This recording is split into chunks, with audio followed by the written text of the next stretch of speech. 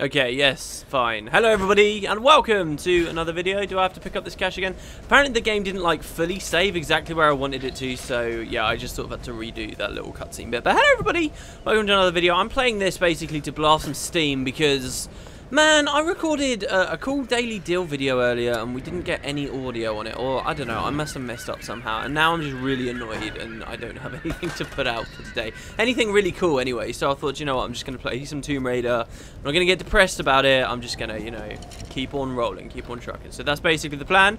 Hello everyone, I still haven't sort of tested what's coming up. This is just from memory from several months ago now, but I'm pretty sure we'll be okay. This time, hopefully, I won't die while I'm sort of going across this rope here, and we can actually make some decent progress. We're at the point, to recap for those of you who are not aware, Alex, yeah, you just press E. Alex sort of went off to the Endurance, which we can't see anymore. We could see when we were out on that ship earlier. We got some rigging from over there. He's gone out alone to just get some tools. Like, it's really kind of excuse play, honestly, but he's gone out to find some... Oh, the Endurance. What do you need exactly?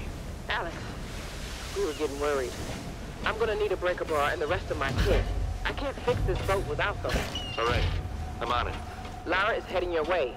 You should wait for her. Lara? No, I got this. I'm heading in. Going radio silent. Alex, what are you doing? Oh, don't be a douche, dude. Don't get yourself in trouble. We've already got a little bit of a reputation of when we're alone with people, they tend to die. So let's not add to that record there. I think that's kind of what's going through a lot of players' heads at this point. There's a lot of pickups and stuff in this particular area on your way over to find Alex. Oh my god, what was that jump? Which, as I said, I'm not sure I really want to bother pissing about for too long trying to get it all. We may as well get that thing down there just because. But yeah, he's gone off to just try and get some tools. You know, until that little radio conversation we just heard, there was no amazing reason for why we had to have tools. But now apparently we've actually got some legitimacy to why he's left. But yeah, I guess he just kind of wants to help out. So we've got this pickup here on the way. Singed around the edges. What happened to your owner? Oh my god, I love that squeaky sound. That was awesome. Yeah, singed around the edges. That's kind of a sad thought. I think if you look up at her crotch... There's a name on the tag.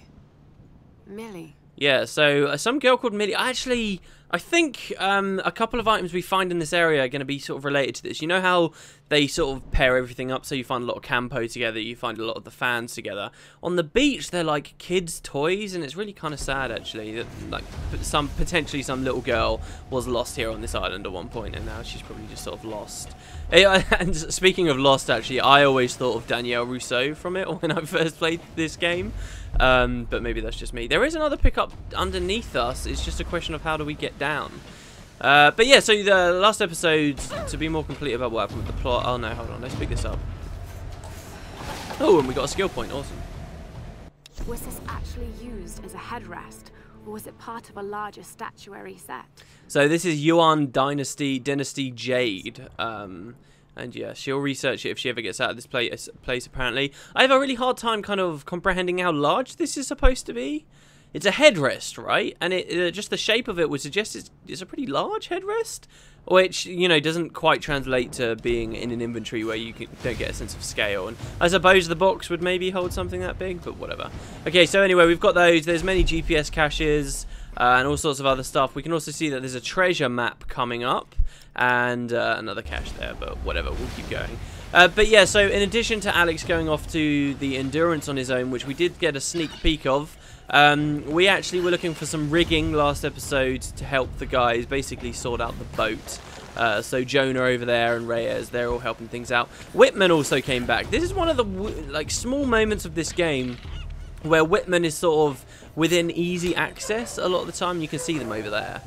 That's one of my favourite reasons why I love the beach zones, by the way, because just you get such great draw distance. I mentioned a little bit last episode, but you can actually see, look, there's one of our friends all the way over there. Can you see that? That's so cool, especially considering most games, NPCs themselves, like, have much shorter draw distances than, like, the rest of the terrain. But look, we don't actually feel that far away, even though it's been a fair walk to get it.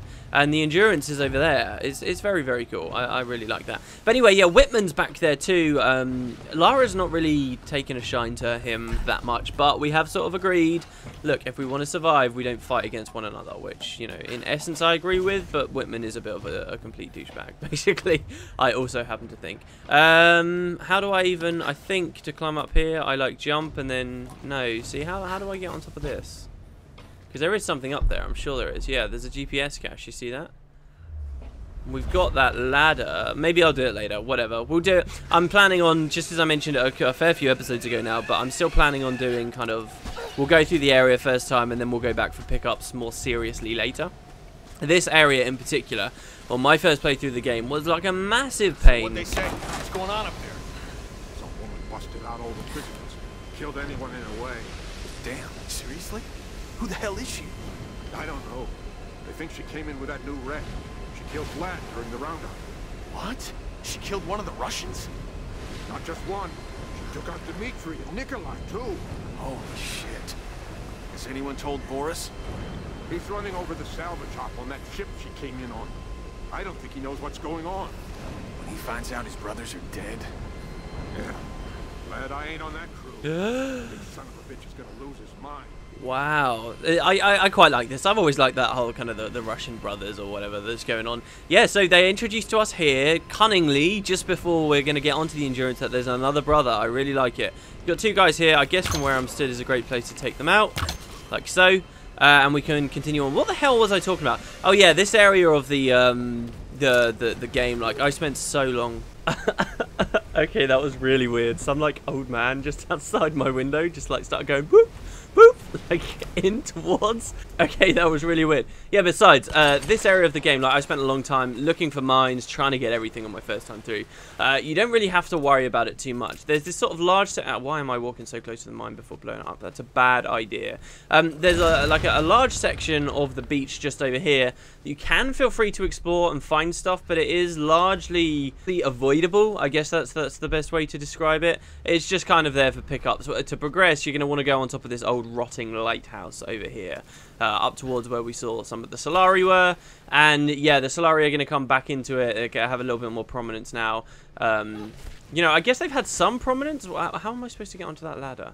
Oh, just around here. I guess they've had some prominence these last couple of episodes, but really they're just people to shoot and things to kill. I would very much, you know, I think there's one big criticism I find on a lot of games. Okay, a big criticism when they're like series, when they're franchises, when it's like, okay, we've got 1 and then 2 and then 3. By the way, we've got these graves here, these cairns. These are another bit of the challenge in this area. Which are pretty easy to find, but there's one here which we can get, and that's the start of that challenge. A lot of games that are like, okay, you've got the first one, you've got the second one, you've got the third one, they all like tend to have as a big problem on the first one that there's not much enemy variety. Do you guys agree with that? I tend to find that a lot. And then they drastically improve it in the second. Like, and it doesn't matter who develops it or when. That just seems to be like a running theme to me. What am I doing? Why can't I get up there? Oh, okay, right. I need to come over here. That just seems to be like a running theme. I mentioned this as well. I've actually been doing it for a while. I did it even before the last episode that I recorded. I've been playing Uncharted. For those of you guys that don't know, when Guild Wars 2 launched, I had like all these crazy ideas for all the different kinds of content I could do. And I wanted to do like a Guild Wars 2 daily video. I wanted to do a daily deal video, and I wanted to do like a separate Let's Play on the side every day, which is like crazy balls, a lot of stuff.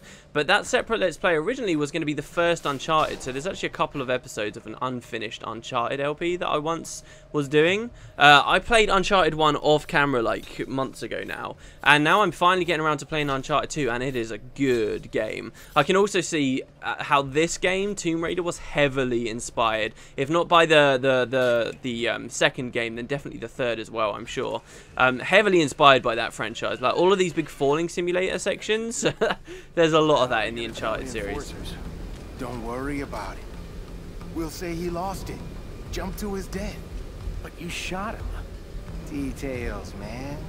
They aren't ever gonna find his body. God damn it, brother. Why'd you have to do that? He wouldn't shut the fuck up. It was driving me crazy. Sun Queen this, Sun Queen that. All that goddamn praying and chanting. I couldn't take it. You could have just knocked him out. I lost my temper. The place brings it out in me. Yeah, but you gotta control that shit. Just keep your mouth shut about it, alright? Fine, fine. So some discord amongst the Solari. This bit's weird because I kind of want to spare that. First of all, you don't really know who's who. I think that this is the nice guy, and this is the crazy angry dude. And it's weird because I'd quite like to spare that guy's life, but the way that the game works, you don't really get that opportunity. So I'll just shoot them both out. Oh no! Don't tell me that hit the rock. There we go. So you don't really get that opportunity, but I like it, you know, once again, humanizing them, as I feel like the game does quite often. We've got this extra building here, as the UI tells you in the bottom left. This is a secret tomb, not particularly secret. But this one's actually probably my most memorable tomb in the game, aside from maybe the first one or two that you do, and then those you remember just by virtue of the fact they're the early ones. This one's pretty cool. This one seems shaped to be slightly more comfortable. The dialogue in this one's really interesting as well, because that would suggest that you've already seen a previous one, right? Imagine if I hadn't found the previous Yuan Dynasty Jade, right? And then it's, oh, this one seems to be more comfortable. That could be kind of disjointed. I think, you know, writers have to work around that a lot more than you'd possibly appreciate. And a lot of the time it goes swimmingly for the majority of players, but every now and then there's going to be this weird discordedness, this disjointedness in like dialogue and stuff. Anyway, so yeah, this next tomb isn't really a tomb at all. Maybe that's why it sticks out in my memory, because it really isn't a tomb. I mean, I guess in some weird literative, is that a word? In some small way, you could describe this as a tomb for the soldiers that were here, but it's not like a literal, oh, this is a tomb from, you know, the old Japanese that used to live on this island. Instead, this is just, and the entrance to it is quite protracted as well. You've got like quite a few bends and stuff to go around. Instead, we're going to go inside a base where, like, you have this weird electricity puzzle that's actually kind of fun to see. Oh, can we actually get in yet, or do I need the new gear as well? I have a feeling I'm going to need the new gear. I think, maybe. I don't know. Let's have a look. There's a couple of items actually on the way in as well, so I guess that's quite nice. Here we've got this. Where have all the children gone? Oh, there you go. See, here's another toy. And we can examine this to find hidden information. Another name, carved faintly into the wood. Coco. Coco. I don't ever really remember a conclusion coming of this stuff. This could be interesting to revisit in a sequel, maybe? I don't know, if a sequel included this island in any capacity. I can't talk about this stuff. The credits of this game are either going to have really good commentary or really bad commentary. If I'm on a roll, I can like go on and on and on about all the different directions I see this franchise going as the credits roll. Or I might just like lose the plot completely and just won't have anything to say, and I'll end up just sort of letting it cancel out. Anyway, we're going to crawl through here. I guess I don't need any of the extra gear. This is sort of the signature loading section. It's going to force us to walk a little bit slowly. A very cramped, claustrophobic space with wonderful lighting, and there's like an upside down chair there. And here, yeah, this is it. This is definitely it. We got a campfire, but this is called the Flooded Vault. And it's an interesting one. It really is.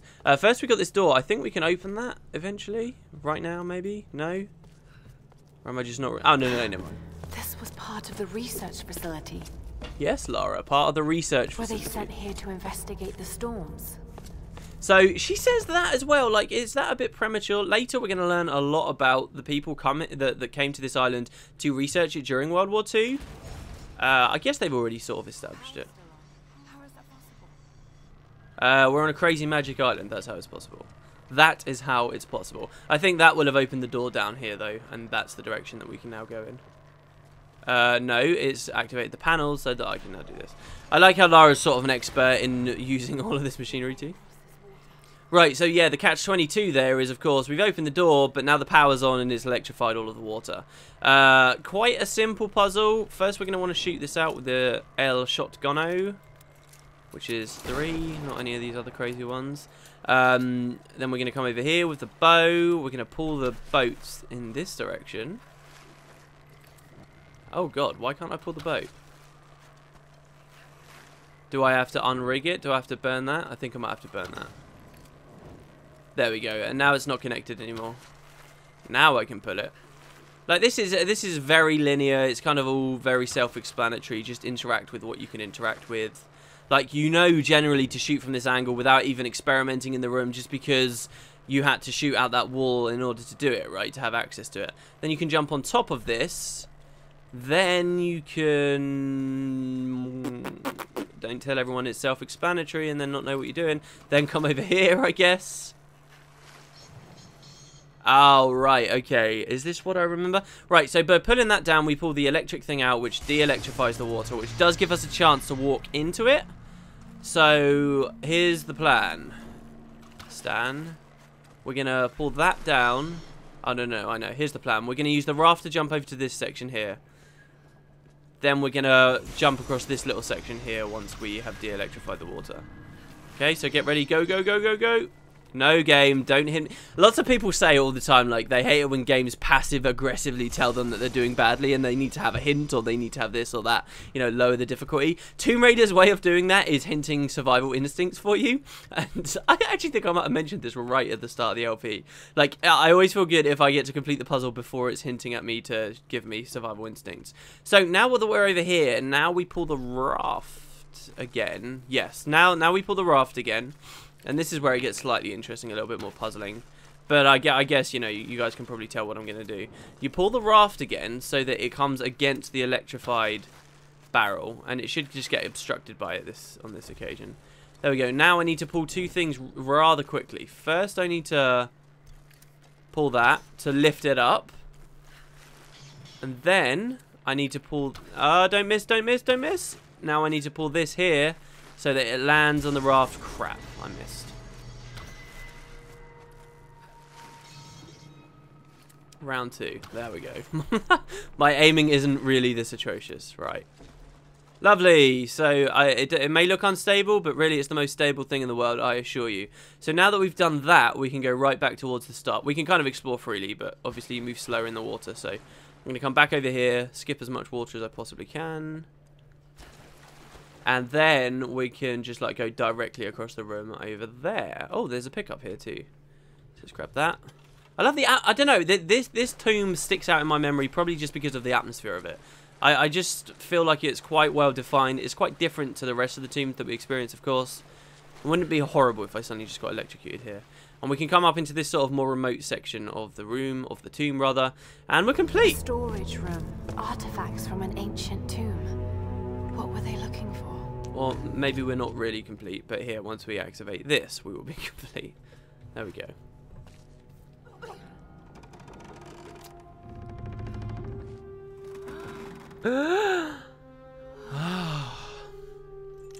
Her face looks kind of low res there. I haven't lowered the game settings. Alright, so there we go. Tomb vault, the flooded vault is now complete. We'll have a bunch more stuff on our map. All relics have been found.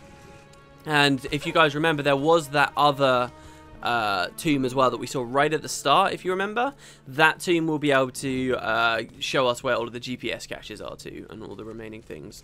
So, yeah, I don't know, guys. I know we haven't made too much progress here, but I'm feeling a little out of my element on this one, so I think I'm probably just going to call it there. I will be getting another, like, I'm hoping to get another sort of big batch of Tomb Raider done. It's like I say, you know, we're like 70% complete with the game. I do feel like if I really put the pedal to the metal, I could just sort of do a really nice long play session with you guys and just sort of finish it. Which, you know, I'll look into in the future. We are still on our way to the endurance, though. Not too much in terms of the stories completed here. I'm just going to drop down here because I think that's the way to progress. I hope so, anyway. And, yeah, the next area, basically we're going to be leaving the beach before we've completed everything. As I say, it's sort of a hub zone that we'll come back to. Next, oh my god! Wow, I didn't think I'd make that. And next episode, we will have a good look at a new area, which is, do you remember the whole way through this Let's Play, I've basically been saying to you guys, oh, there's a real dick move challenge coming up. There's a real dick move challenge over and over and over again. That's where we're coming to next, and I think it's amazing. I think it's really cool. Yeah, this below us, that's the optional area of the beach that I was talking about earlier. The new zone, oh man, I really should just find a place to call this. The new zone's just over there though, basically, it's just over there, but I'm going to end it here. So thanks very much for watching, guys, and I will see you next time. I have to sort of go re-record that daily deal, I guess, at some point. Press E, there we go. And yeah, I'll catch you guys later. I hope you all have a wonderful day, and I will see you when I see you. I'm really dragging out this outro because I just know that this is like the loading screen here. There we go. Current location, Cliffside Bunker. Alright, we'll leave it there. We will leave it there. I'll see you guys next time.